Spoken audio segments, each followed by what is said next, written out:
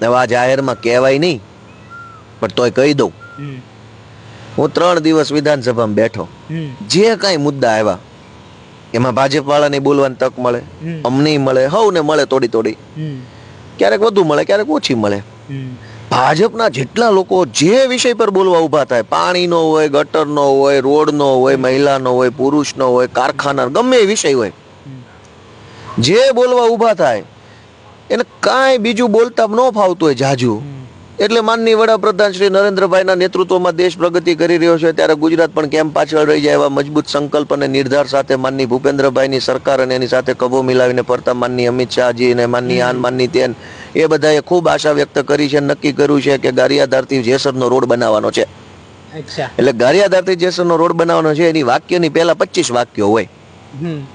બીજો ઊભો થાય, જમીનની મેટર હાલતી હોય, કે કારખાના અધિનિયમ હોય, કે મજૂરોને 8 કલાકમાંથી 12 કલાક માટે કામ, એ બીજા ઊભા થાય. માનનીય નરેન્દ્રભાઈ મોદી સાહેબ જ્યારે વિશ્વની અંદર ડંકો વગાડ્યો છે અને માનનીય અમિતભાઈએ પણ ખભે ખભો મિલાવી અને ભારત દેશની અંદર સંગઠન જ એકતાની તાકાત છે એવો મંત્ર આપ્યો છે, ત્યારે CR પાટીલ સાહેબના કુશળ નેતૃત્વમાં પેજ સમિતિના પ્રમુખ છે, એણે પણ એવું કીધું છે કે કોઈ વ્યક્તિ નળથી જળ વગરનો રહી જવો ન જોઈએ, માટે નળથી જળ યોજના આવી. આવું જ બધા બોલે. એટલે હું અરે નહીં, એટલે શું થાય કે જો લાઈવ બતાવો તો જનતા બધું રોજ જોવે તો જનતાને ખબર ન પડી જાય કે આને મત ન દેવાય. અત્યારે શું છે, સરકાર ટનાટન હાલે છે, ખૂબ વિકાસ થઈ ગયો છે, દુનિયામાં ડંકો છે, પણ એ તો તમે એના માણસોને રોજ બોલતા લાઈવ સાંભળો ખબર ન પડી જાય. એટલે આમાં કઈ છે નહીં, ગમે એ વિષય હોય.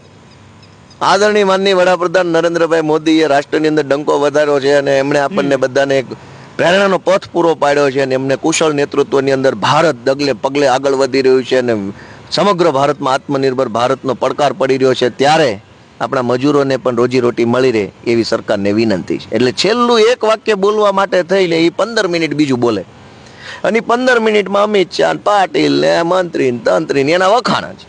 જે માણસ બોલવા ઊભો થાય, જે વિષય ઉપર બોલવા ઊભો થાય, જે ગમે એ મુદ્દો હોય, શરૂઆત આ રીતે થાય. છેલ્લે એક લાઈન પછી પેલી 2 બોલે, 5 બોલે, 8 બોલે, કોઈક થોડુંક વધારે કાંઈ કોઈની પાસે કાંઈક હોય માલ મટીરિયલ બોલવા તો થોડુંક વધુ બોલે. 1-2 સભ્યો સારું બોલ્યા, મેં એને જાહેરમાં આમ થમ્સઅપ કર્યું, ના સારું બોલ્યા, તો સારાને સારું કહેવામાં શું વાંધો છે. 2-4 સભ્યો 2-3 બાબતમાં સારું બોલ્યા, પણ બાકીના બધા આવું બોલે છે. હવે તમે રોજ લાઈવમાં એને આવું બોલતા સાંભળી જાઓ તો તમને ખબર પડી જાય ને આને મત ન દેવાય એમ. તમારી આંખ ખુલી જાય ને, દિમાગની બત્તી ખુલી જાય. ખબર, મેન્ટોસ ખાઓ, દિમાગ કી બત્તી જલાઓ. દિમાગની બત્તી જલે નહીં.